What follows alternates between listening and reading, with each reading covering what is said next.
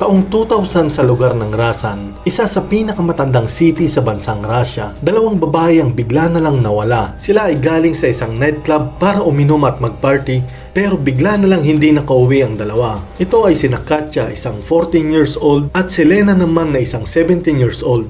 Sumakay sila sa isang taxi na may dalawang tao sa loob at sinabihan na ihatid na lang sila, pero wala ng Tanya at Lina na nakita. Tara at samahan niyo ako upang ating pagkwentuhan. Pagkalipas ng 4 na taon, nakatanggap ang mga pulis ng isang sulat na mula sa isang batang babae.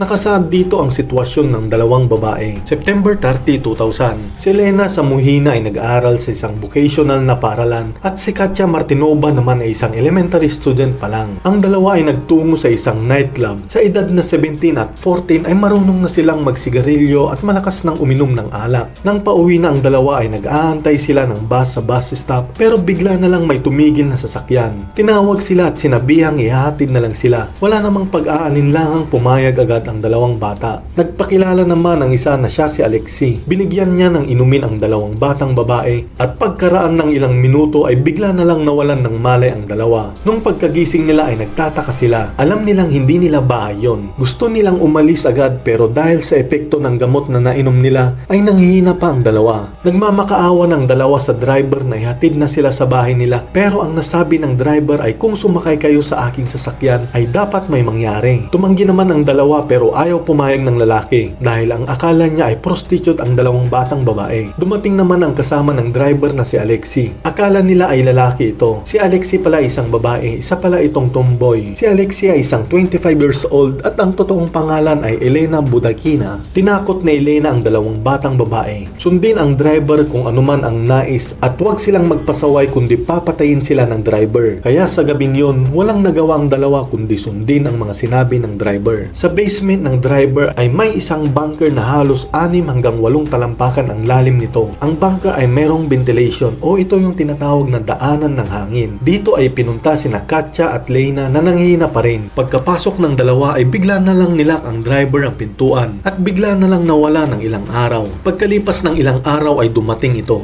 Ginalaw na naman niya ang dalawang batang babae. Kung tumanggi man ang dalawa ay ang panakot niya ay hindi niya bibigyan ng mga pagkain nito at isasara niya ang ventilation. No choice ang dalawa kaya pumayag na rin sila. Nangyari ito araw-araw, buwan-buwan at sa nakakalungkot ay inabot ito ng taon. Ang dalawa ay nakulong ng halos 4 na taon o 1,312 days. Habang nasa loob sila ay nagdodrawing at nagsusulat naman si Katya, habang si Lena naman ay nag-aaral ng English na iniwan na libro ng driver. Nabuntis naman si Lena ng driver. Nung nalaman naman ng driver na buntis si Lena ay binigyan niya ng libro si Katya upang pag-aralan ang pagpapanak kay Lena. Pinanganak ng batang lalaki at ang pangalan nito ay Vladislav. Agad namang kinuha ng driver ang bata at dito ay hindi na nakita ang bata. Sa pangalawang pagkakataon ay nabuntis ulit si Lena. Nanganak na naman ito ng baby boy sa bunker at nagmistulang midwife naman si Katya. Ang pangalan ng bata ay Ayla. Alam ni Lena na kukunin na ng driver ang bata. Gumawa si Lena ng sulat at nilagay ito sa diaper ng baby. Nakalagay dito na kinidnap at nire-rape sila at nilagay sila sa bunker. Pero nakita ito ng rapist. Agad kinuha at pinunit ang sulat. Iniwan ng rapist ang bata sa isang gusali. Dito ay may nakasulat ng baby ay 4 months na.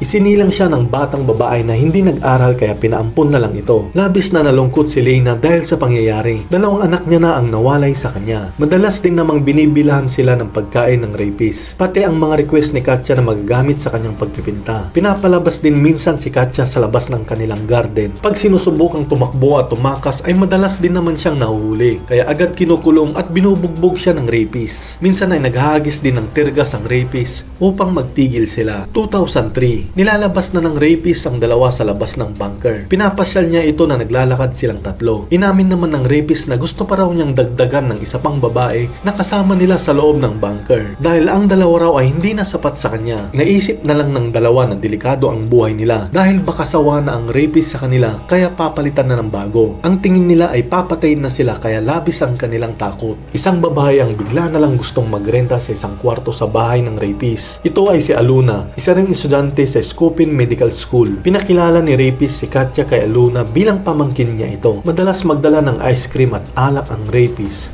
Pero hindi naman umiinom at kumakain ang dalaga, kaya hindi ito nabiktima ng rapist. Sinamantala ni Leyna ang pagkakataon. Gumawa siya agad ng sulat kung saan nakasaad lahat ng nangyayari sa kanila ni Katja sa rapist na yon. Sa mga oras na yon ay buntis ulit si Leyna. Pangatlong anak niya na yon kay Victor. Victor ang pangalan ng rapist. Nilagay ni Leyna ang sulat sa cassette holder. At nung oras na magpapatugtog na sana ang dalaga, ay doon niya nakita ang sulat. Success ang plano ni Leyna. Pagkabasa ng dalaga ay inayos ang mga gamit at bigla siyang umuwi sa kanilang lugar. Agad naman niyang nireport ang pangyayari. Kinabukasan ay dumating ang mga pulis sa bahay nila Victor. Ang dalawa naman na sila Katja at Leyna ay gumawa ng ingay sa bunker para mapansin naman ng mga pulis. Kaso hindi narinig ito. Ipinunta si Victor sa police station at kung ayaw niyang umamin ay huhukayin ng mga pulis ang basement nito. Naisip agad ni Victor na kung gagawin ng mga pulis yun ay pwedeng mamatay ang dalawa dahil pwede silang mawalan ng hangin. Mamamatay ang dalawa at baka siya pa ang kakasuhan ng kasong murder. Kaya agad umamin si Victor na kinulong niya ang dalawa sa kanyang bunker. May 4, 2004. Ang dalawa ay nakalaya sa bunker at si Leyna naman ay 5 months ng buntis. Halos hindi ma-imagine ng pulis na sa maliit na pintuan ay may dalawa palang babae sa loob at kung paano sila nabuhay sa maliit na bunker. Hinayaan muna ang dalawa sa loob at kinuhanan ng picture para maging ebidensya laban kay Victor. Inaresto agad ang manyakis na si Victor Mokob. Si Victor ay pinanganak noong 1915. Ang kanyang ama isang laborer at ang kanyang ina isang secretary. Ang kanyang mga magulang ay naghiwalay noong 1972. Kinilala si Victor na masipag sa trabaho. Nanalo na rin ito ng maraming awards sa kanyang pinagtatrabahuan dahil sa sobrang bait at sipag nito. Pati ang mga kapitbahay na mga misis ay laging nasasabi na sana ganito kasipag ang aming mga asawa. Kumbaga ay naging perfect father figure si Victor sa kanila. Noong mga taong 70s na ay kinasal siya pero agad din namang nag-divorce sila. Tumagal lamang sila ng 3 buwan. 1999, may kinidnap na pala si Victor noon, isang 13 years old na batang babae. Dito ay ginahasan niya rin ang batang babae. Nilagay niya rin sa kanyang bunker ang bata at nagtagal ito ng 2 weeks bago ito pinakawalan. Hindi naman nakapagreklamo ang pamilya ng bata. Si Victor ay nakasuhan ng 17 years na pagkakakulong sa panggagahasa kina Katja at Leyna. Ang kaso niya ay kidnapping at sexual assault of minors. Ang kasabwat naman niyang tumboy na si Elena ay makukulong ng 5 taon at kalahati. 2021, pagkatapos ng 17 years na pagkakakulong, nakalaya na si Victor. Marami ang natakot sa pagbabalik niya dahil physically fit pa ito at malakas pa. Pagkalaya ni Victor ay parang naging celebrity ito dahil marami ang nag-i-interview sa kanya. Binansagan siyang the Scoopin Maniac. Nasabi niyang ang dalawang babae ay pagmamayari niya. Sinabi niya rin na gusto niyang mabuo ang pamilya nila dahil may anak siya kay Leyna. Gusto niyang alagaan ng mga ito. Yan ang nasabi niya sa media. Natakot naman si Leyna sa nalaman niyang yon